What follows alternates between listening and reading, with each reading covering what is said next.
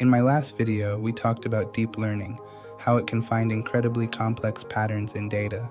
But I mentioned something called neural networks and didn't really explain what they are. Well, that's what we're diving into today. Neural networks are the foundation of deep learning. They're inspired by how our brains work. And I know that sounds like marketing speak, but there's actually some truth to it.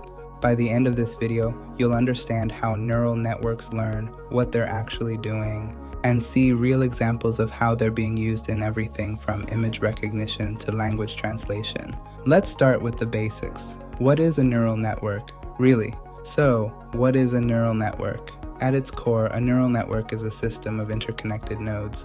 We call them neurons that work together to process information and make decisions. Think of it like this. Imagine you're trying to recognize if a photo contains a cat. Your brain doesn't just look at one thing, it looks at many things at once. Is there fur? Are there pointy ears? Is there a tail? Does it have whiskers? Your brain combines all these signals, weighs them, and then decides, yes, that's a cat. A neural network does something similar. It has layers of neurons. The first layer might look at basic features like edges or colors in an image. The next layer combines those features. Maybe it recognizes this looks like an ear shape. The layer after that combines those combinations. Ear shape plus fur texture equals cat, and so on through multiple layers. That's why it's called deep learning, because there are many layers creating depth. Each layer builds on what the previous layer learned. Now, here's the key part. The connections between neurons have weights, numbers that determine how much influence one neuron has on another. During training, these weights get adjusted. The network sees thousands of examples, makes predictions, sees how wrong it was, and adjusts those weights to get better. It's like tuning a radio. You're adjusting the dials until you get a clear signal. Except in this case, you're adjusting millions of dials, the weights, until the network can accurately recognize patterns. How do neural networks learn? The learning process. So how does this learning actually happen? Let me walk you through the process. Step 1. Forward pass. First, data comes in. Let's say it's an image of a cat.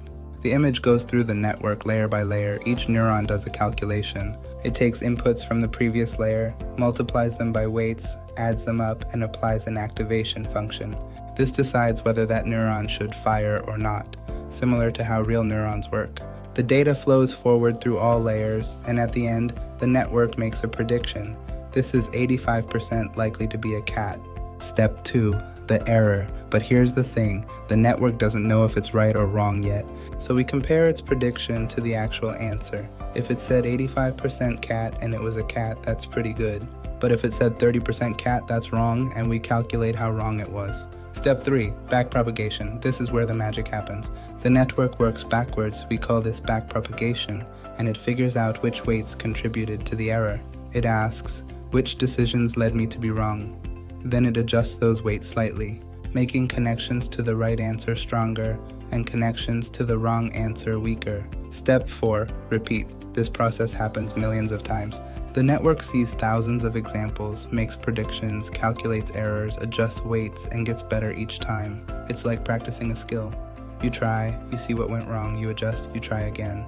Except the neural network can do this millions of times in hours, learning patterns that would take humans years.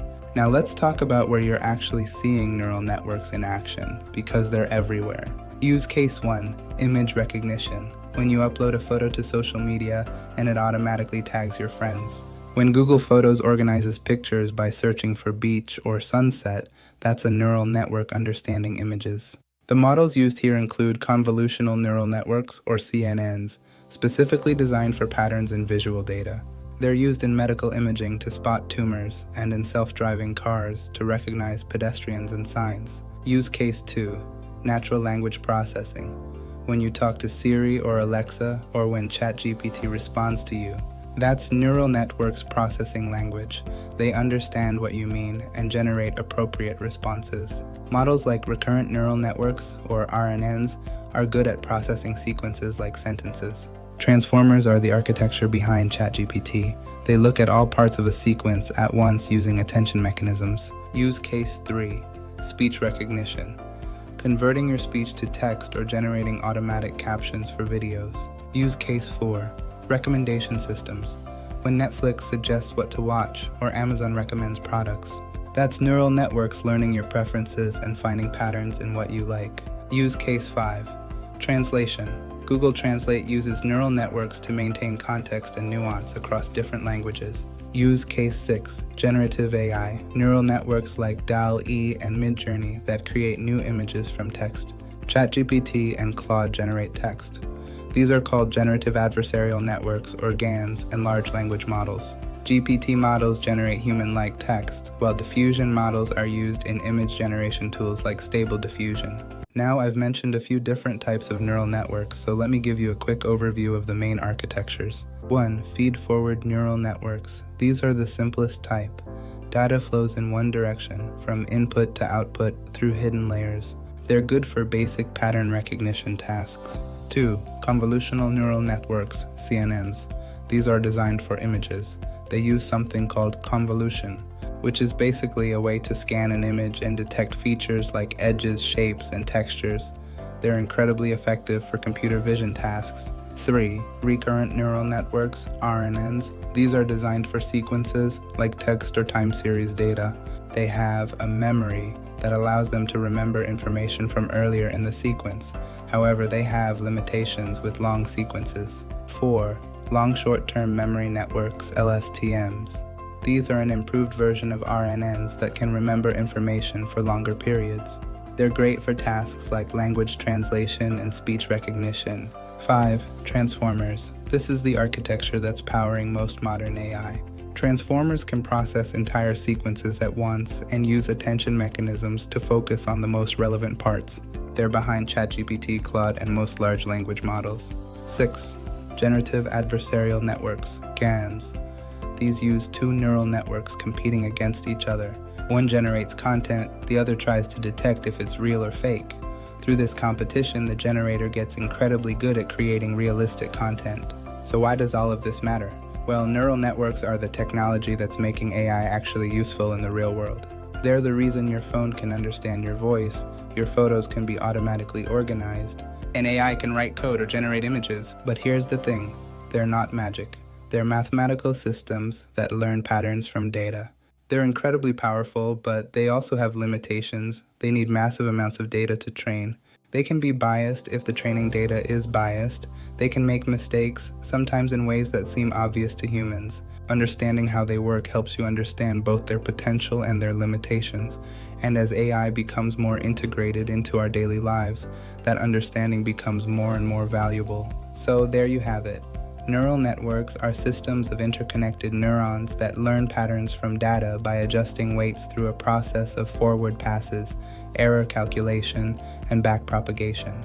They're used in everything from image recognition to language translation to generative AI.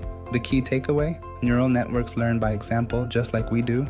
They see patterns, they make predictions, they learn from their mistakes, and they get better over time.